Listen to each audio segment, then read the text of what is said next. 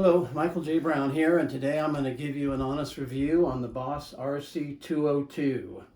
Thought I would just show you a little bit about some of the ways I use it. Starting off with a little sample. And this review is geared towards using this device live. So here's a little sample for you. I got the bass enabled.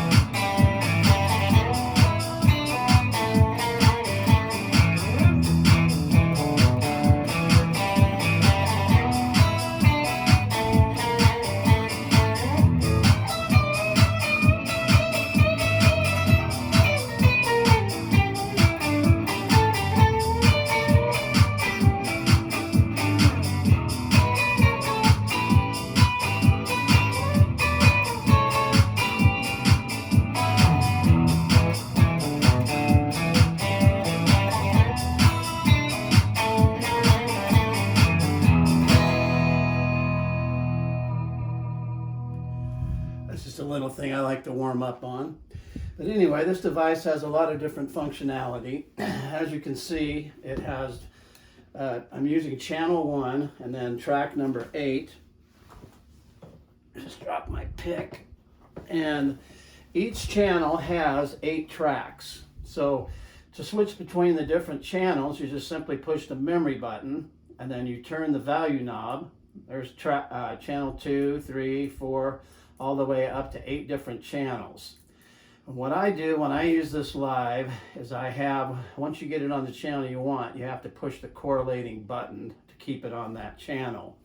Each one of these 8 buttons has a different channel number assigned to it.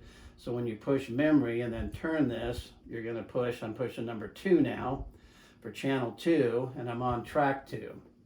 To change between the tracks, you just simply change the value key. And then once you have the channel and the track that you want, then you can put whatever song you have. What I do is I put all my originals on channel 1. So if I switch here to channel 1, then I've got my original tracks set up here. For example, on number 2, this is a song that I'm going to do a little lead solo on. So I have on track 1 the rhythm guitar with the percussion. So if I push my Footswitch, and I use the FS6, I tried the FS7, which was kind of stacked. It was $10 cheaper, but trust me, you don't want to get that one because it's, for me anyway, it was pretty hard to push A and B pedals. But this one, they're actually separated, and I'll show you a picture of it here in a minute. But anyway, so I press my A button, and I can do my lead solo.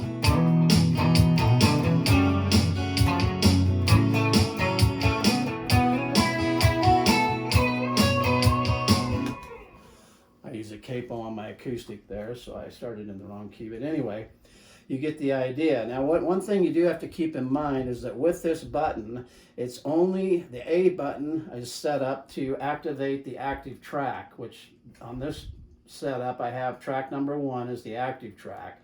Track number 2 I can do everything independently. And when you use this live, even though I have this rhythm part on track 1 and it has the drum beat with it, I have to activate track 2, which on track 2 I simply copied the drum beat. If I push that, it's just the drum beat for that song. And the reason you have to do that is because that when you activate track 2 to start it, once you push the button, I have my B button set up to stop the active track, it's going to stop the rhythm with it as well, so there wouldn't be any drums. So what I have to do is I have to start both of these at the same time, or I can push A and start that, and I can get that. Then I have my drum beat going when I finish the lead.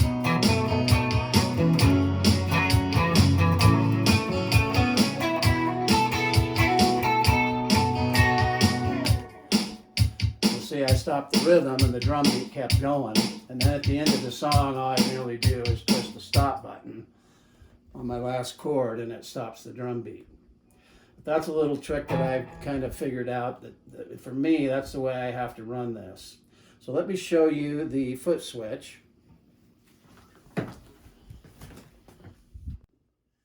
So here's the FS6 foot switch. It's got an A pedal and a B pedal. And once you get your Boss 202 set up, you can go in and tell it through the setup how you want that pedal to function.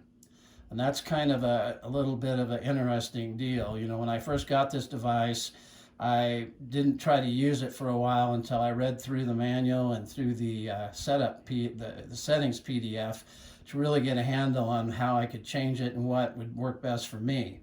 But on the pedal, one thing you want to keep in mind is it does use a stereo jack or a stereo cable, which has this little piece here on it. And you need to have that in order to use both A and B pedals. Without that, only one side will function. So once you have that, then you're good to go on your pedal. And that goes right into the input there on the 202 in the control pedal. Now, the way I have this set up is I have my amp running from there into the back of my Voice Live 3 and the guitar input. And then I have a through jack, this is the through channel here. And this one goes up and goes into the guitar input, the mono input on the RC202. And then I have this pedal, this cable right here is in the mono output, and that goes to my mixer. So that's how I'm getting it through my little PA that I have set up here in my studio. So that's the basic rundown on the foot switch. So now I want to cover a couple things on how you're going to actually use this device. So when you go to a blank track, all of my tracks on number 1 are full, so I'm going to go to memory, and then I'm going to go to my second channel, push number 2, I'm locked into my second channel. So on this channel, this particular track, track 2 and channel 2, I have nothing. Now if I want to hear the drum beat, I can just push the start stop rhythm. And then if I want to adjust that, I'm going to go to setup, and then I'm going to go to control rhythm. And then here it's showing me that that's my tempo or my volume. My volume's at 34. If I want to change the drum beat, I just go here and push it when it's on that one thing. I'm on number 10. And I can go to the different drum patterns that the device has until I find the one I like. It has 17 different drum patterns in there. And then I go back. Those ones are just kind of quick tracks.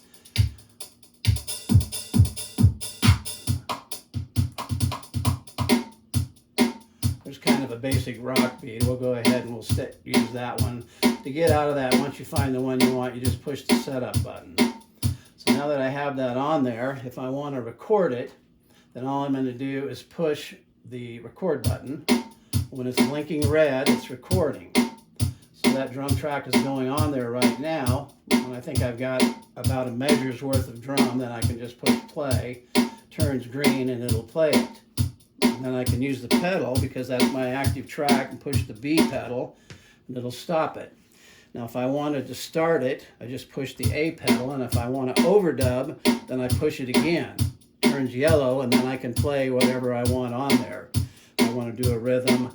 Usually if you're going to do a rhythm part that you're going to play lead over, you want to record it at the same time as the drum pattern going on there. Otherwise, if the measures get off, you'll have a mess. So just record them at the same time. And then to record onto track 2, all I need to do is, I think I can just push that and it'll actually record the drum beat onto track 2.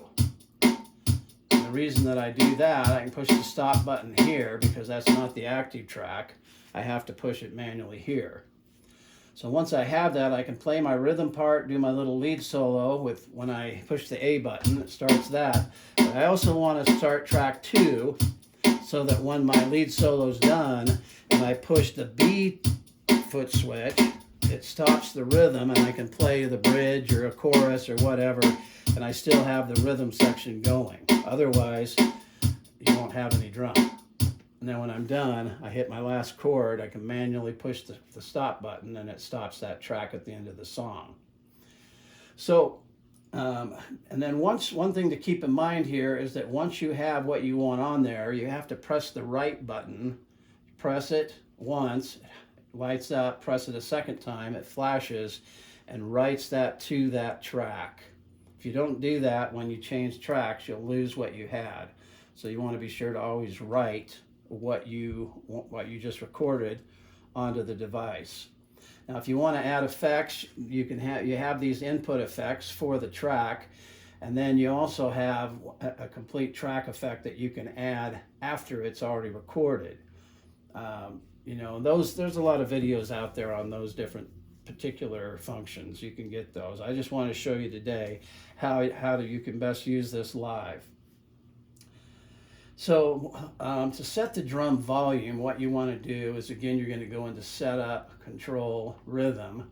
And like I said, this number here is the volume. So all you do is when it's on that, you can change it here. Let me turn it on.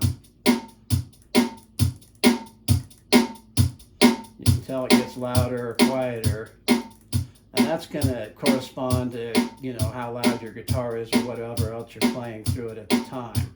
Once you get the volume you want, you just simply push the setup button again. It saves it. And then you also want to write that again as well. So you'll store that volume. Otherwise, again, it will change. So I think that's pretty much everything I wanted to cover in this review. If you do have any questions, be sure to post them in the comments, and I will do my best to answer all your questions. Like I said, it's a fairly complicated device. I did want to cover in the manual, you get a lot of good information, but you have to also get the PDF for the settings. The settings PDF is where it has the specifics on how to go in and change different functionality you want. I just kind of read through this, found the ones that were really ones I'd use and highlighted them, and then went into the device and set it up. Because there is some setup you have to do. You have to tell it how you want the buttons to function, you know, what you want to happen when you push the button. You can have it, you know, automatically overdub, or you can have it play, and then the second time you press it, overdub, which is the way I set it up. I didn't want it to automatically overdub when I press the button. I want it to play, and then once it's playing, if I want to overdub, I press the button again and it turns yellow, and then I'm ready to record. You can also press B once it's on the active track to stop it. Now another thing to keep in mind is that it does have this little undo button. So if I'm recording something and I mess something up, I can just push undo, push the track, and then play it, and it'll undo whatever the last thing was that went on that track. Then you just stop it and you're good to go. But that will cover everything I wanted to in this review. Thanks for watching, and please subscribe to the channel and have a great day. Michael Brown signing off.